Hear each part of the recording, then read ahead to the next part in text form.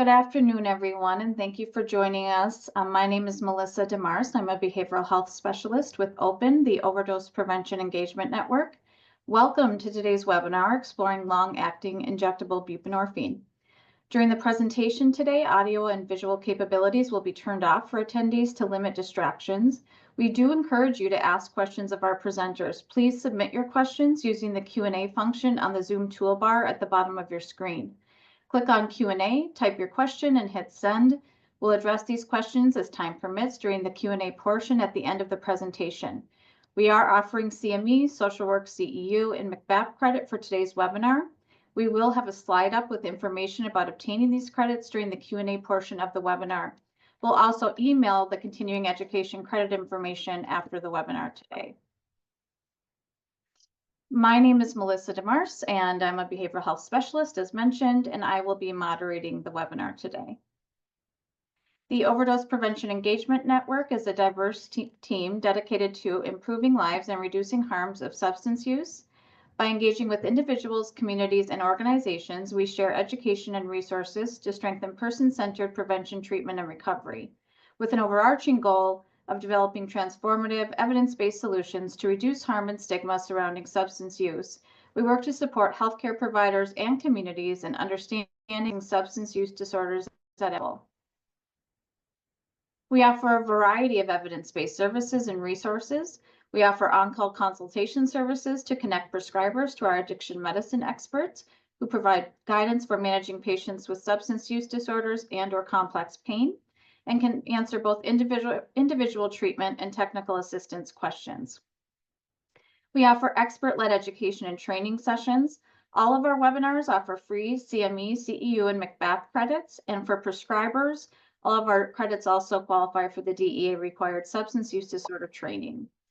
We provide medication for opioid use disorder training for physicians, and this year we're incentivizing primary care clinicians with $250 to complete one of our MOUD trainings to encourage confidence and willingness to help expand access to MOUD treatment. To prevent new persistent opioid use, OPEN established and continues to update evidence-based opioid prescribing and counseling recommendations. These recommendations are based on patient-reported outcomes after various acute care episodes and provide data to inform prescribing. You can access more information about all of these services more directly using these QR codes or visiting our website. OPEN also provides tangible tools to reduce harms of opioid and substance use, and our hope is to disseminate resources to places that need it most. We encourage you to partner with us and apply for our programs. We offer a free library of evidence-based printable educational materials for both patients and providers. Patient education materials can be co-branded for free and are available in English, Spanish, and Arabic. Provider education supports best practice implementation for primary care, acute care, obstetrics, pediatrics, and dentistry.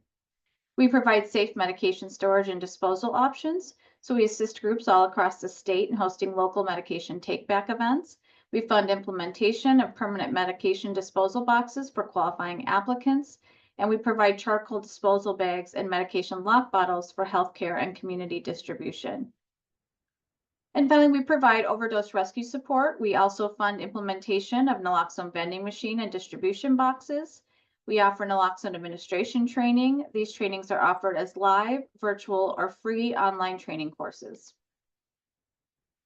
No planners, faculty, and others in control of content, either individually as a group, have relevant financial relationships with ineligible companies.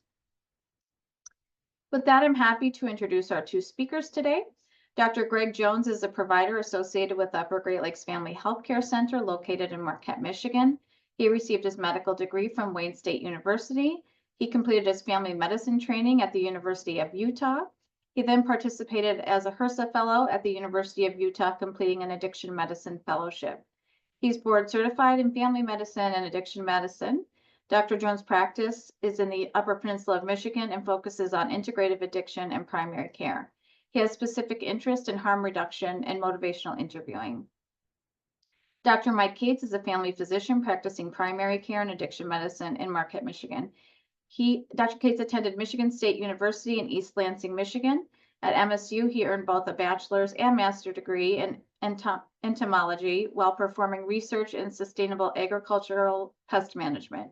After graduation from MSU, Dr. Cates attended A.T. Still University of Health Sciences, Kirksville College of Osteopathic Medicine in Kirksville, Missouri. After spending 2 years in Missouri, he returned to the Detroit metropolitan area and completed the clinical portion of his medical school in the Henry Ford Health System. Upon completion of medical school, Dr. Cates moved to Marquette to attend the UP Health System Marquette Family Medicine Residency, where he graduated as chief resident in 2019.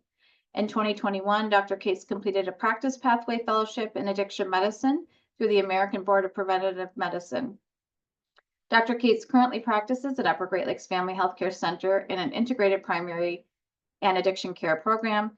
He's active in teaching medical students, residents, and social work students. Today, we're going to be exploring a little bit about long-acting injectable buprenorphine.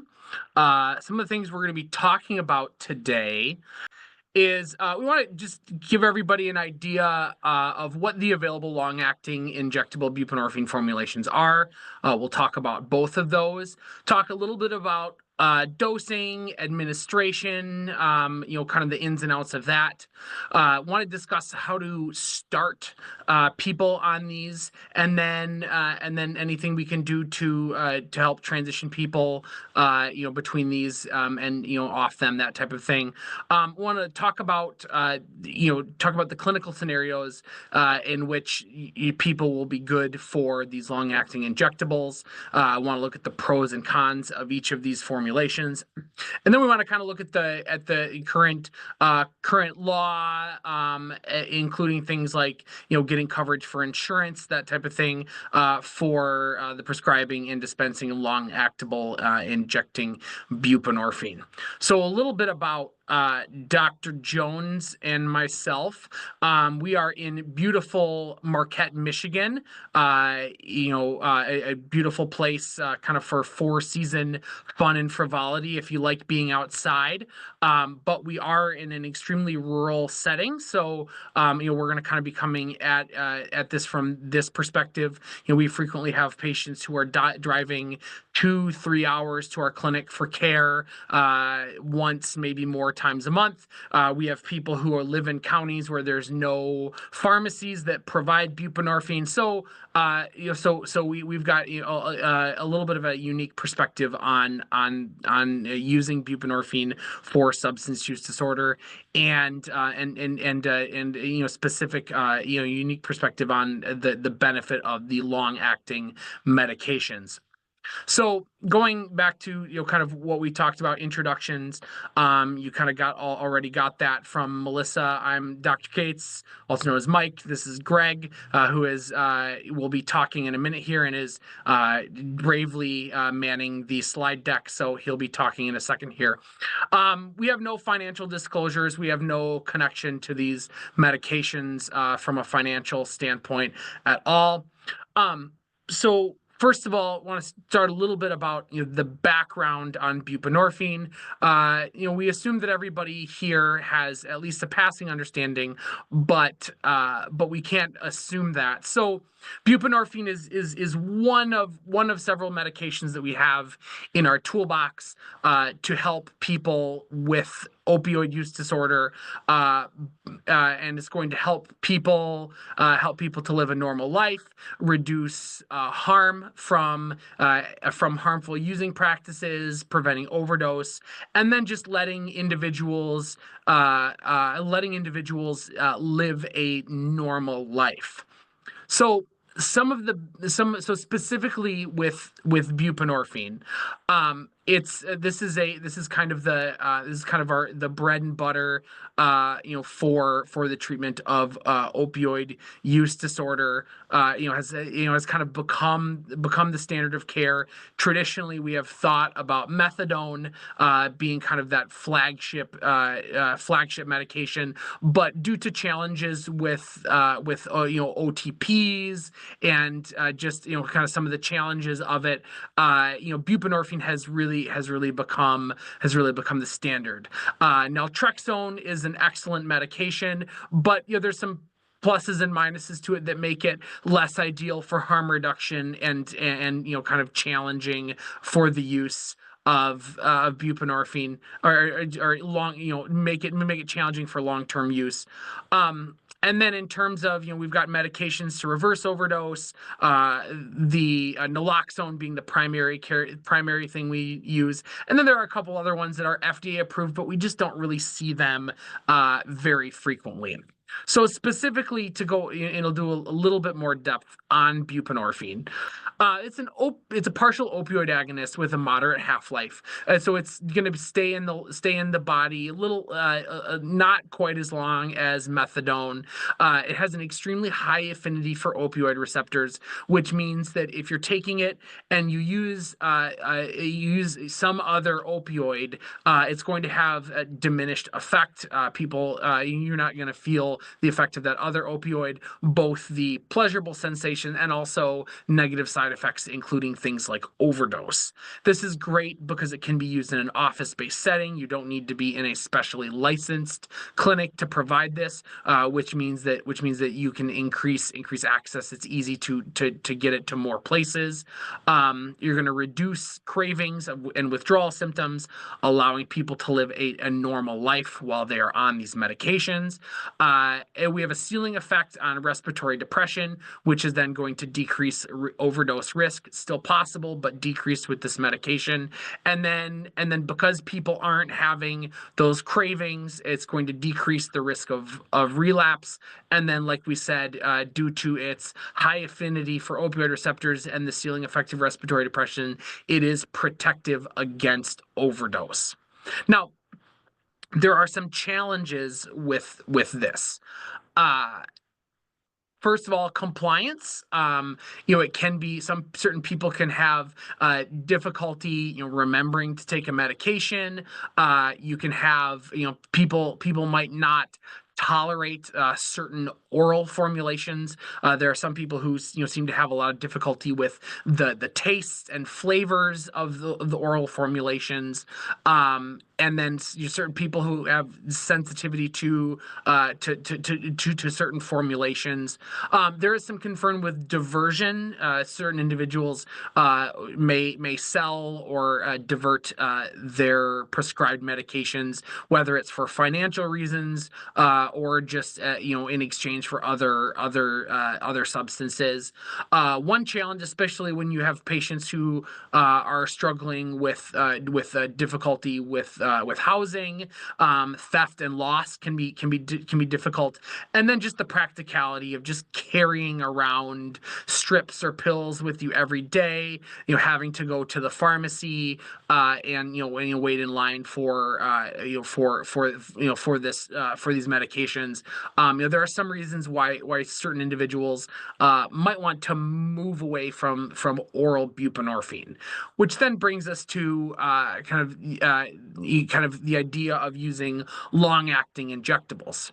Now, long-acting injectables are not a new idea. We've been using long-acting injectables for a long time. The classic thing is the Depo-Provera for birth control, but we also have we've been using long-acting injectables more and more for antipsychotics, especially in Vega. This is something that we're seeing more and more frequently. We have things like new Invega Trinza, which is an every 3-month injection, which just provides a lot of flexibility in terms of getting people their medication, and also making sure that people are actually compliant with their medications, which is excellent for certain populations. And then we do have a tradition of using long-acting injectables in addiction medicine.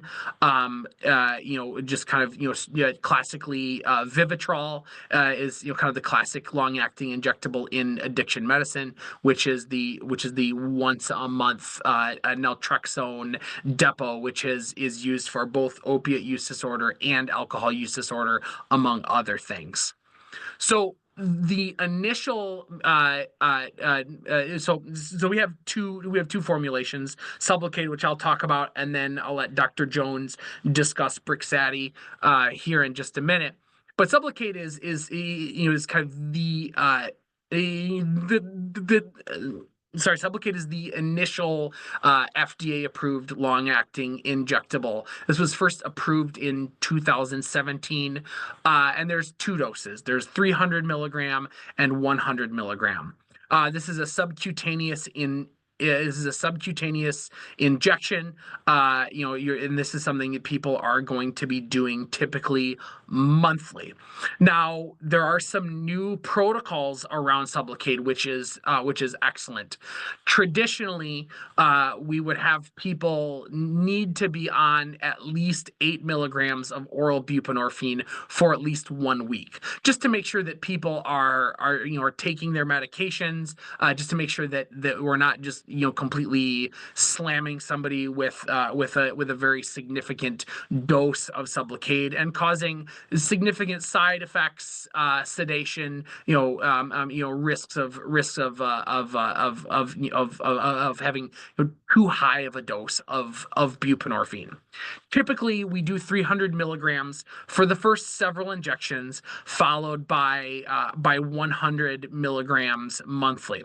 Now, there are some individuals, especially people who are on very high doses of buprenorphine, who they need to be on 300 milligrams continually, and I'll discuss that a little bit in the next slide. But in general, it's 300 milligrams for several shots, followed by 100 milligrams.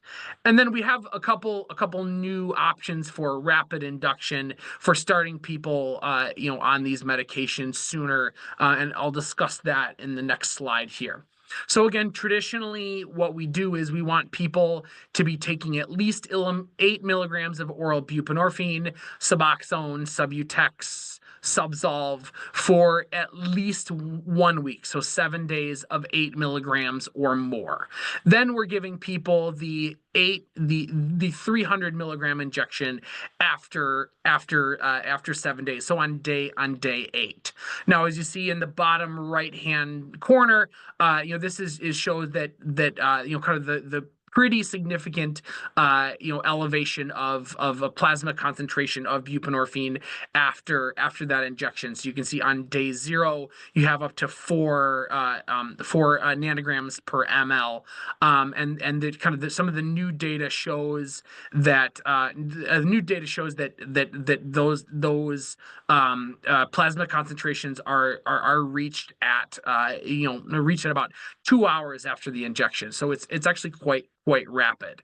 And so as you can see with the first graph is the 300 milligram, and so you can see that the state or the dose of buprenorphine kind of builds up over time as you are getting the injection. And then you can see on the right hand side, basically this individual is getting one 300 milligram dose, and then the 100 milligram dose is basically given on top of that to just provide a steady state reaction, a steady state blood level of the buprenorphine. And traditionally, we said that the 2 nanograms per ml is kind of where we have the therapeutic benefit of buprenorphine. So that's the goal there that we're looking for in those slides. As I mentioned earlier, we have a new method that has recently been FDA approved to start people on buprenorphine. And what this says is, instead of making people wait for a week getting 8 milligrams daily, we're actually able to give somebody a test milligram with 4 milligrams orally. You watch them for about an hour, and then if there's no precipitated withdrawal, then you can give them the first injection. So in that time, it's good to have people just relax in your office, make sure you're able to get good vital signs, make sure they're not having signs or symptoms of withdrawal after that 4 milligram initial oral dose.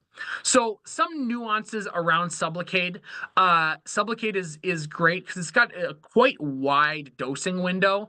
We have people come in every 4 weeks for their dosing, but we have a lot of people who are able to go 5, 6 weeks without significant withdrawal symptoms, especially if somebody has been on buprenorphine, on the injectable buprenorphine for some time. And so that provides some flexibility. If up here, like you have a snowstorm and people can't get in for a week, it provides us some ability it provides some ability for some flexibility.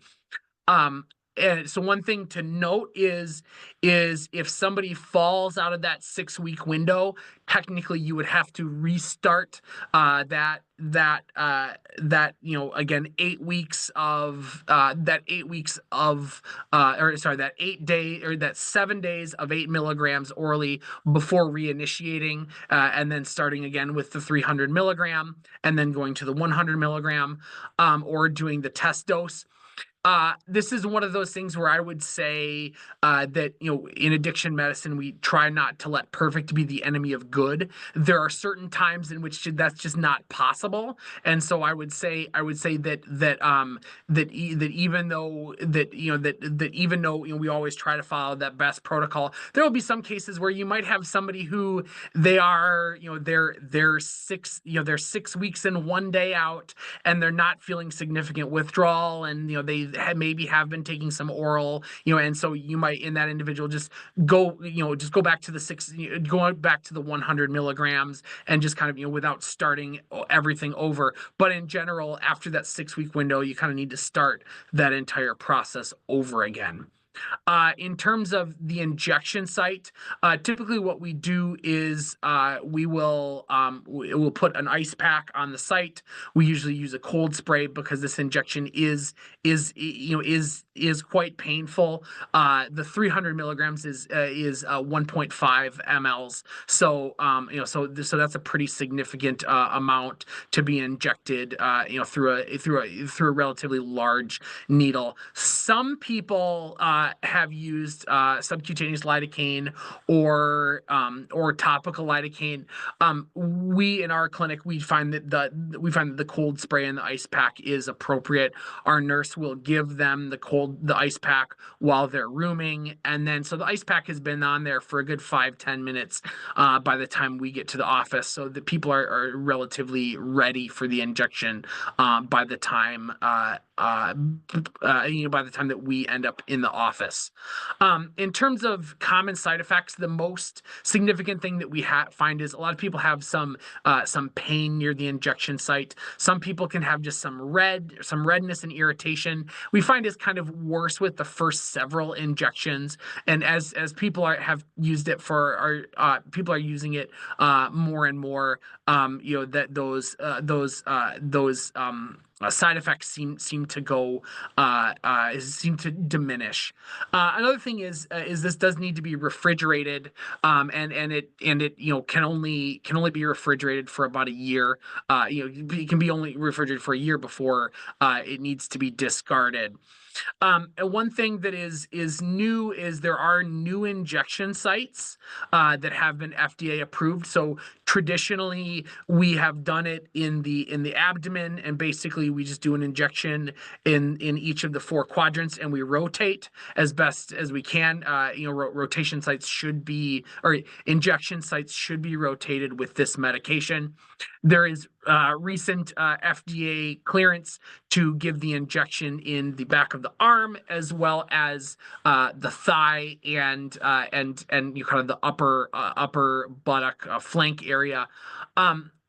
Frankly, I'm not sure I would feel super comfortable with this, because when you do the injection, this actually, the injection basically causes a small basically polymerized pellet to be in the subcutaneous region, and I imagine it would be kind of difficult to sit on.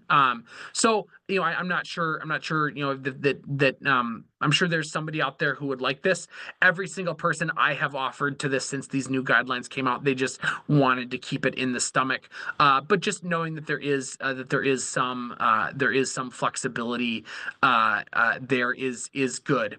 And this medication, and I kind of glossed over an image, but this medication we're giving it we're giving it at a 45-degree angle, inserting into the subcutaneous tissue, kind of similar to like doing like a Nexplanon or something like that. It's not straight in like like an IM vaccine or something like that.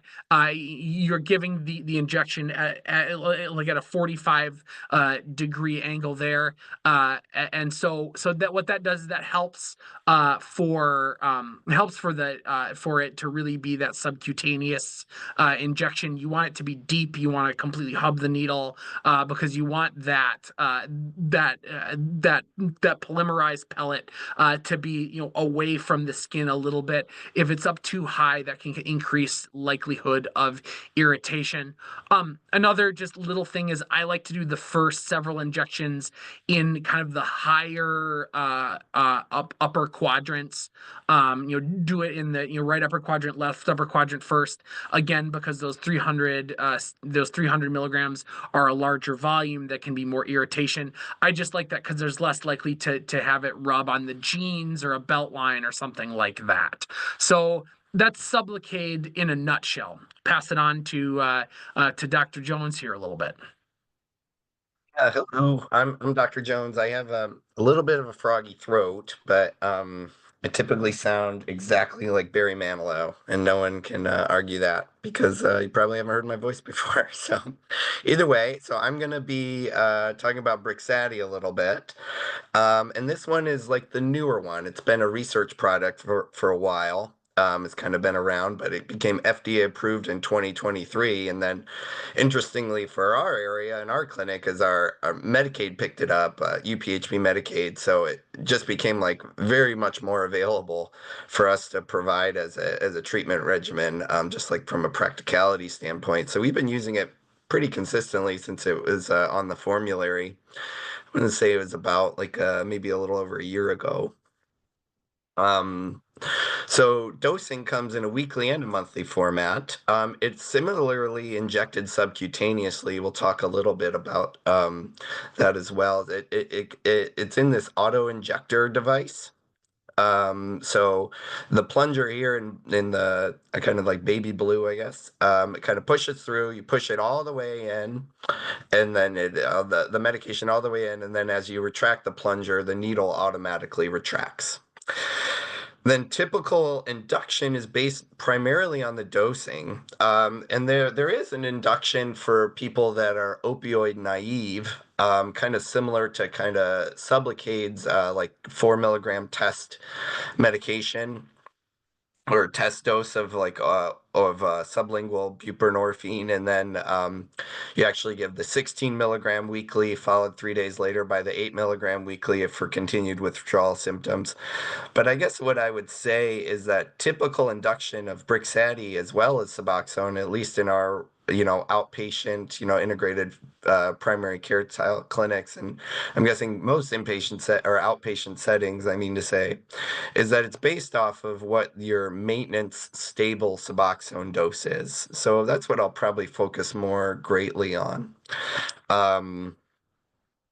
And then this is the boxes it comes in. This 24 you can see weekly and monthly, and then it persists with that kind of color pattern between the two. 96 milligrams of the monthly being the most common dosing. And then here's a breakdown more of the dosing. I find this little table to be probably the most helpful tool until you really kind of nail down the ins and outs of this medication. So, like I said, the Brixadi 96 monthly tends to be kind of like your home base when it comes to the monthly prescription, being that majority of people on Suboxone are at 16 milligrams daily dosing. It's like the 90% range, of people that are prescribed Suboxone are on that dose. So, not that you have to be, but commonly the 96 is used in that scenario. For patients lower or around 8 milligrams milligrams, I use the 64, and then patients higher than a 2-time-a-day tablet of the 8 milligrams, so like, higher than 16 milligrams, the 128 is an available dosing. As I mentioned, there is an induction protocol on the weekly that includes using the 8 milligram and then the 16. So you can imagine you're kind of doing a little bit of math there to get to kind of like roundabout two 8s a day or 16 milligrams. And I'm guessing that's how they kind of navigated that protocol as they studied it and made it. In my experience, this could be more in the logistical questions, but when I've talked to pharmacies, especially pharmacies, when I've asked about outpatient getting the weekly product specifically ordered for a patient, they said that I would have to order 8 of them. Which, as you can imagine, there's some practicality issues with that. That patient would then have to come in for 8 weeks and hopefully not change their dose. It has some ups and downs. This is going into like that plasma concentration question. We'll talk a little bit more about this later, but we'll kind of keep brushing a little bit on it. This is from its FDA approval study. It's like phase 2 study. So that goes through the plasma concentrations. This is the weekly one above, and this is the monthly one below. So as you can see, it's kind of like a similar trend where this one's zoomed in more than the last. So one injection, you do get a relatively rapid Tmax, so like time to maximum concentration, and then it kind of goes down over the course of the month. So typically I describe this to patients as, you have the liftoff of the airplane, and then the airplane, you land an airplane relatively slowly. You're starting your descent. So in an ideal world, the patient doesn't feel the dropping of the plasma concentration, especially after a steady state is reached. Another thing that I think that this highlights relatively well is that the plasma concentration doesn't go above what the plasma concentration reaches as a maximum with the sublingual buprenorphine, which is this lighter gray. So that's someone who's taking 16 milligrams, and you can see it reaches that plasma concentration around 6. So it doesn't go above that. So I commonly with patients that are saying, am I going to get, is this like increasing my dose kind of thing? And sometimes that's like a little bit of a graphic to help explain at least our understanding of how we came to these dose equivalents. The Brixadi induction, I would say one of the common misinformation components of it is that people think it's an intermuscular administration because it's recommended to go in at a 90-degree. But it's still subcutaneous. It's a 23 gauge needle that's only a 1/2 inch. So you pinch at the skin and then go in.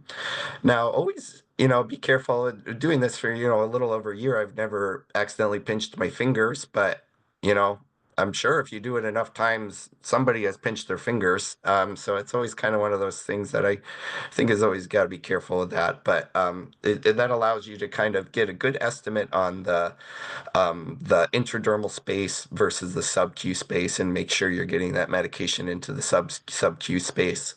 I think this also image gives another highlight of the auto-injecting process.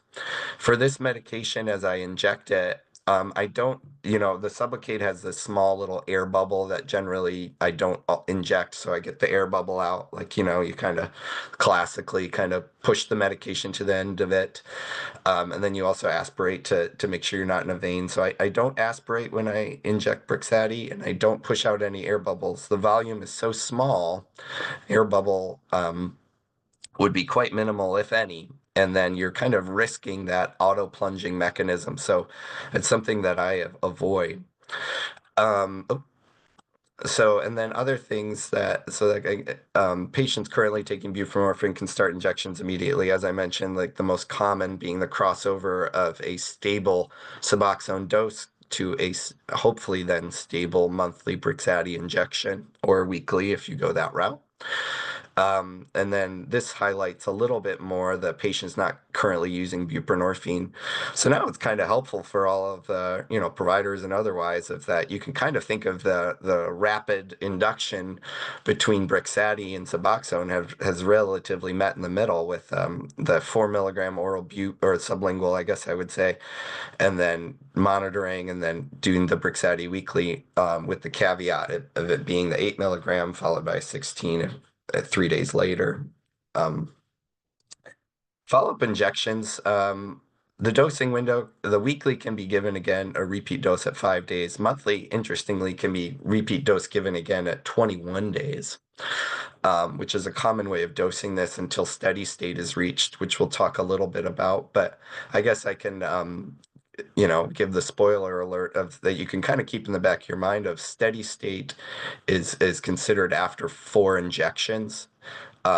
It's 4 to 6 for Sublocade, but 4 for Brixadi has been considered the steady state. So sometimes it's easier to just think 4. So after 4 injections, you could kind of maybe be spacing the dose to a 28-day or however it goes. But it's not recommended to use the back of the arm until steady state is reached with the weekly. With the monthly, I've seen like conflicting information on that, but typically speaking, there's a decreased plasma concentration, especially with the weekly when you use the back of the arm. So it's recommended to do these other sites instead. I would just say, commonly speaking, in the clinic, the stomach and the upper outer buttock on the Brixadi are common. I don't have a lot of patients use the leg. I don't know if it feels a little too dramatic or something. And then the arm, when patients are, feeling, stable, I kind of talk to them about, the potential plasma concentration differences. And then if they're kind of like, just do the arm, then we do the arm pretty frequently too. So key similarities, they both have that depot format. So they're both kind of like, you think of them primarily as monthly injections. They're both FDA approved for opioid use disorder. They both have the active ingredient of buprenorphine. So along those levels, they're similar. They're injected subcutaneously in a clinic setting. This isn't something that a patient takes home, or anything along those lines. Someone who has the medical approval, privileges to do these kind of injections does these injections. So typically a doctor or nurse. And then costs without insurance coverage is similar, $1,500 to $2,000. So quite cost prohibitive for people without the insurance coverage. That's for monthly formulations. Just for completeness sake, the weekly Brixadi goes at, I think it's at about like $550 when I just checked a little bit ago. They're both Schedule 3 controlled substances, so there's storage requirements. With the shorthand of that, it has to be stored in a locked and substantially constructed cabinet in a lockable room. And then the injection sites, I would say the similarity is that now the injection sites are similar. This is incredibly new. It's in the 25th of February, so of this year, that there was similarities between the injection site. And then I would say another one is that always a little comes out of the hole. Because the medication's relatively viscous, you use a slightly bigger gauge. I guess 23 gauge isn't that big, but it just seems like there's always like a little bit of a vacuum where some comes out onto the Band-Aid. And I don't know, I've tried many, many different ways to avoid that, and it's challenging. So it just always seems to happen, whether I wanted to or not. Key differences, though. So just to highlight some of those things and then maybe add a few other kind of clinical pearls. So we talked about the dosing, room temperature storage for Brixadi and refrigerated storage for Sublocade. Dr. Cates alluded to the 1-year shelf life of Sublocade. Brixadi has a 3-year shelf life at room temperature. We talked about the doses. The micro volume of Brixadi, it's the highest dose of the monthly, the 128. I think it goes at 0.64. So it's small, micro milliliters. So and then the Sublocade at 0.5 and 1.5. So the Brixadi volume is so small that it typically doesn't leave that like kind of polymer that you can feel at all. Patients, I say, sometimes they can feel a little bit of it, but it goes away. the Sublocade one does go away. Sometimes they can last quite an exceptionally long amount of time, and sometimes they go away really quick. It's kind of, I don't know, it just goes back and forth. I've seen it either way.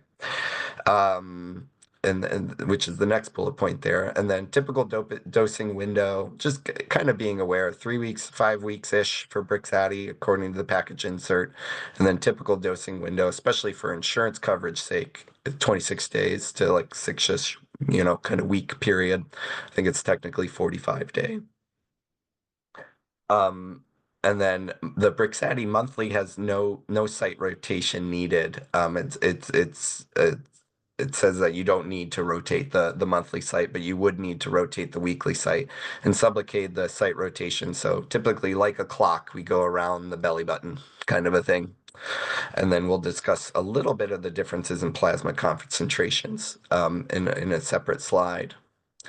Challenges. So I would say one of the biggest ones, the patient interest. They're nervous about a change. Hard to trust a monthly medication.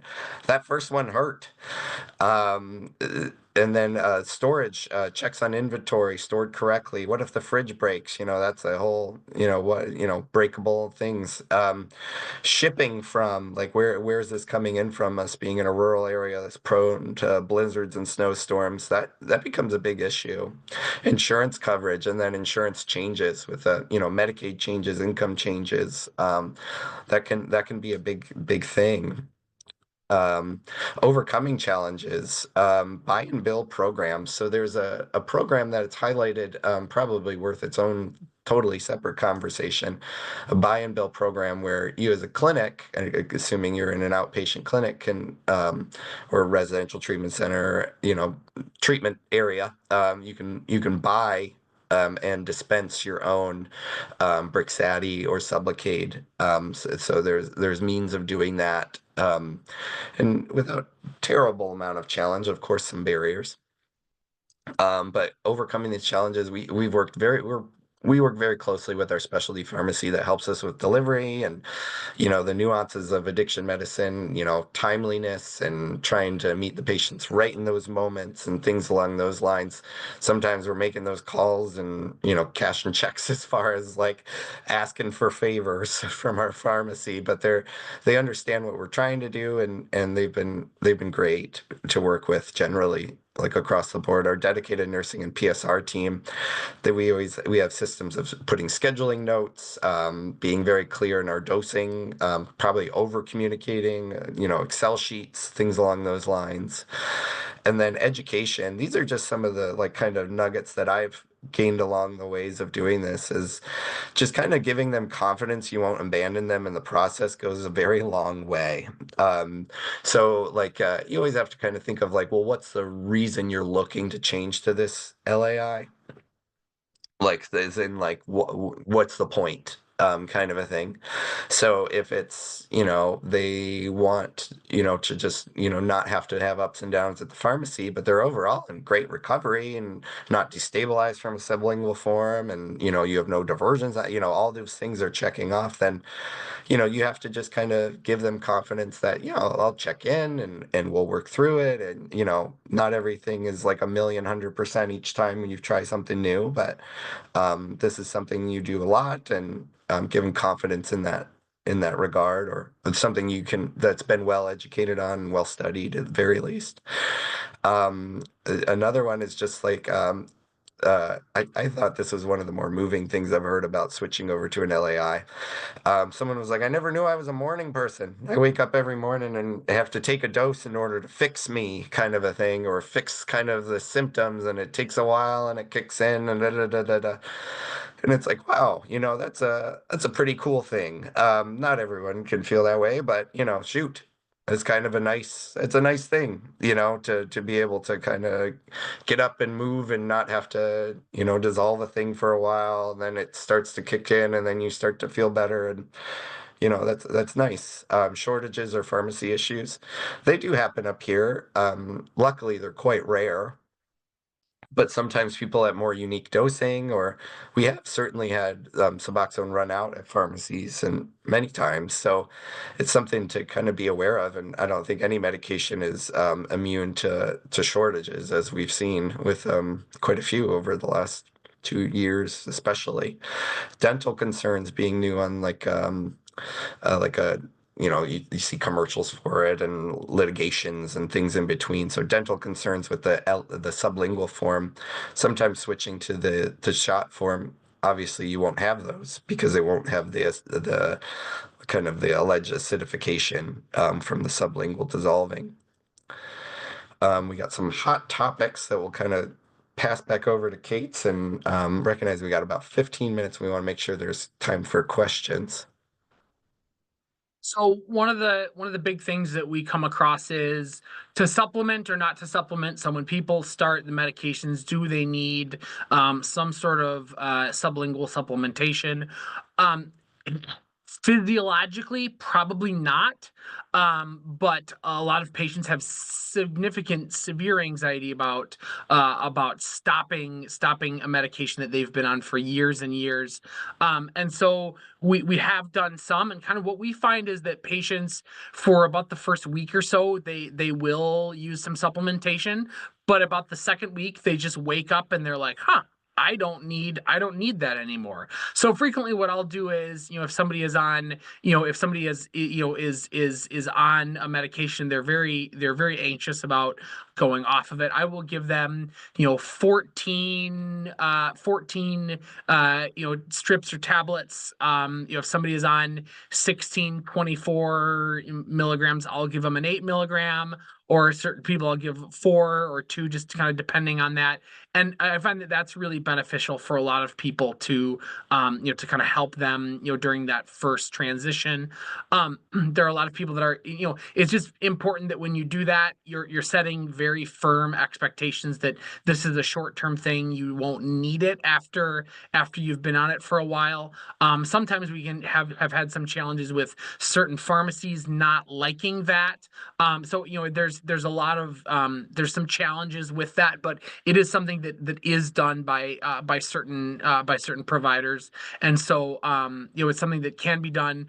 Just if you're going to have it be part of your protocol, just be very clear about it. That it should only be incredibly short term. And then the next thing that we kind of come across is pregnancy. We do a pregnancy test with every single LAI that we give in our office. Initially, this is not tested in pregnant individuals. And because partially it's difficult to study, it's difficult to get for an IRB to give you approval to study something that if withdrawal occurs while somebody's on it could lead to a pregnancy loss, as well as theoretical risks of the delivery system. Can there be teratogenic effects to that? That being said, there have been multiple case reports of people discovering they are pregnant after being on Sublocade for some time. I haven't seen any case reports specifically with Brixadi, but I'm assuming that has to be happening as well. And basically, there's no evidence that there's any significant harms other than kind of the standard risks of being on buprenorphine during pregnancy, which is a risk of a withdrawal symptom in the infant. And so basically, it's interesting if you go to the Sublocade website, look at their information. It just says if you have or if you intend to be pregnant or are pregnant, tell your doctor, and that's pretty much all it says. We haven't made the jump of giving it actively to people who are pregnant, but the data suggests that it is possible. The one caveat I would say is just be careful giving an injection into a gravid abdomen. To have some awareness of that. So that's kind of where having the buttocks and the legs maybe being some good options for other people now that that is out there, which is pretty cool. And then in terms of surgery, there's a couple different things that you can do. You can have somebody discontinue the injection and transition them to oral, and then do whatever your normal protocol is. You can do that, but you can also have individuals basically just stay on the depot and just provide them anesthesia as usual, similar to oral or sublingual buprenorphine. But just and so that's just a discussion with the patient and the surgical team just around risks and benefits of all of that stuff. One thing of note is the depot can be removed up to 14 days after injection. So if somebody is let's say they're in have a catastrophic surgery or something like that, or catastrophic injury, and need to have it removed, it can be removed under anesthesia. You provide some lidocaine to the spot and you remove the depot.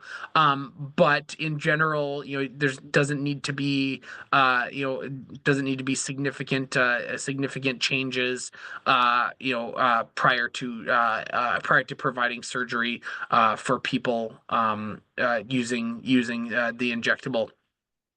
Another kind of topic of conversation is the use of these medications to help individuals cease treatment with buprenorphine.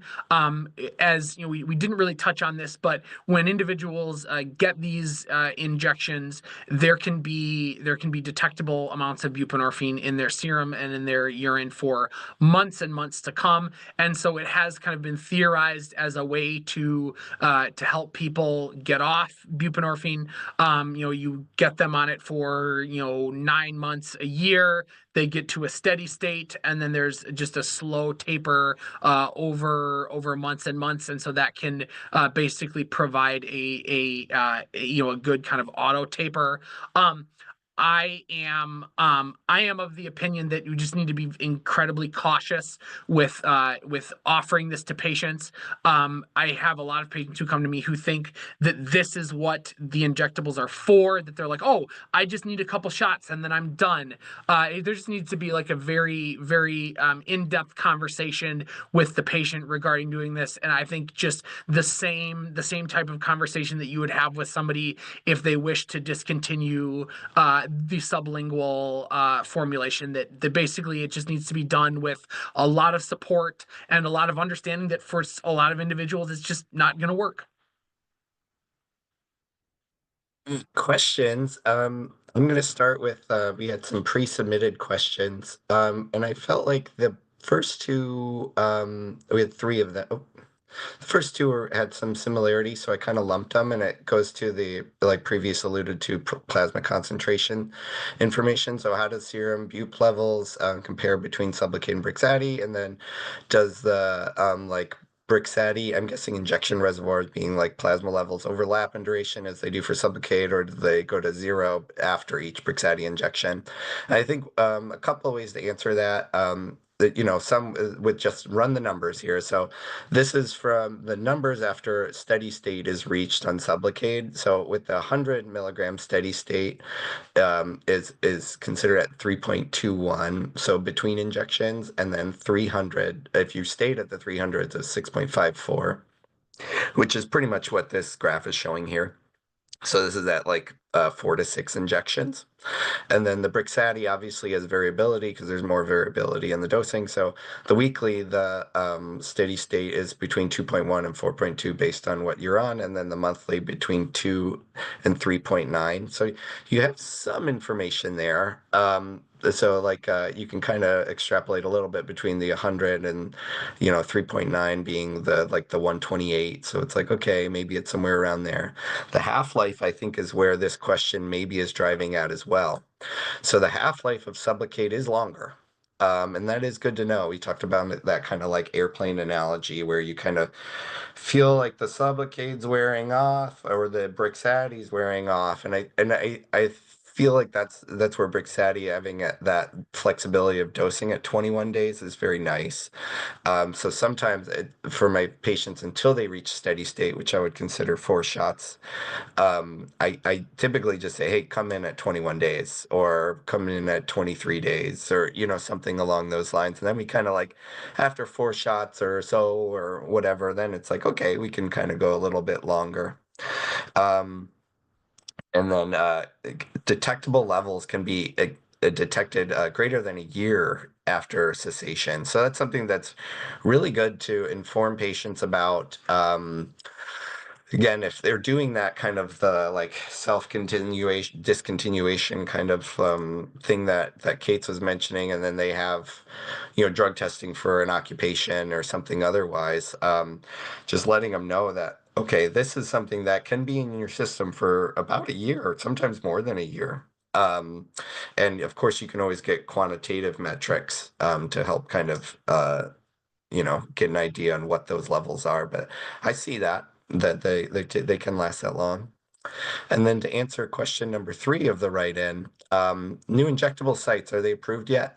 So I guess the short answer is yes, they are FDA approved as of February 24th, 2025. So you can do them, you can offer them under the FDA approval of that, just like any other kind of FDA approval.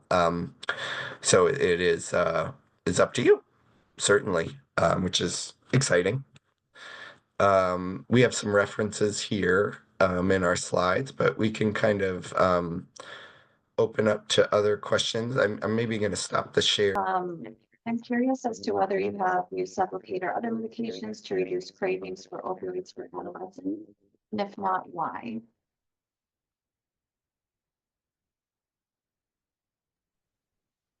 Sorry, opioids or what? It got a little fuzzy on me at least.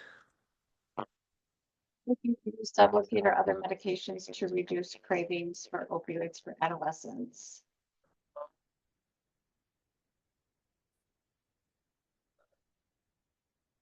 So yeah, I would say that I mean you can use buprenorphine products in adolescents. I think there's a lot of specialty clinics around the state that can do that. I think it's something you have to be, obviously very careful with, and it's something that you should do with like a very clear understanding of their use disorder and their risks. But I think it would be just as indicated as any other treatment for opioid use disorder, in a sense of like it has similar side effect profiles. We know that prolonged use of any opioid, and Suboxone included, can have issues with testosterone, which is important to know for an adolescent, as well as like liver monitoring, which is important to know at any one stage in life, especially a young person. But I think if you're indicated with an opioid use disorder, then it's something that you can certainly consider, especially if the risks are there and you're, yeah. I don't know if Kate's would feel differently there. Say it's exactly the same thing for adults. Obviously, when you're dealing with children, there's, you just have to be, much more cautious about, documentation and understanding of risks and benefits. But, when addiction medicine, you always let harm reduction be your guide, right? And if you believe that, if you believe and can make the argument that an individual is safer and is more likely to find health and happiness on an LAI. There's no reason to not do it outside of just kind of the general concerns that you would have with using buprenorphine and using any medication in using any medication in peds populations. Thank you. I think you touched on this, but are nurses allowed to inject the medication under physician guidance? So I'd say anyone with privileges for subcutaneous injections, which in our clinic, our LPNs do it, and our like CMAs. But I would say, however the workflow is, typically. Like I would say it's just like nuts and bolts in our clinic workflow. Nurses get everything all prepped for us, and then we talk with them about, do you still want the shot and this and that and the other, and just kind of confirm everything, make sure we're all on the same page with each other. And then I give the shot, and then, it's done from there. I've worked in other places where, I talk to them and then say, yep, they want the shot. And then they take it out of the fridge from that standpoint. And that's just the workflow that was in that particular clinic. So, yeah, anyone with privileges for subcutaneous injection. And it is, of course, important to be well instructed. Sublocade's a little bit of it's a little bit of like a black diamond sub-Q shot. Like it's a little goofy. It's a little more viscous. The pain kind of aspects that you're navigating, and generally sometimes fear and just hesitation. So it's something I would say, at least like for the first shot, typically we do it as providers at the very least. Like when it's the first shot, me or Kate's do it almost always. Okay. Thank you so much. It's 1 o'clock. We want to thank you so much for this presentation. It was great having you both. We didn't get to all the questions, but I did put our email in the chat. If people have questions you want to send, we can forward them on to Dr. Cates and Dr. Jones. Thank you all. Have a really great day.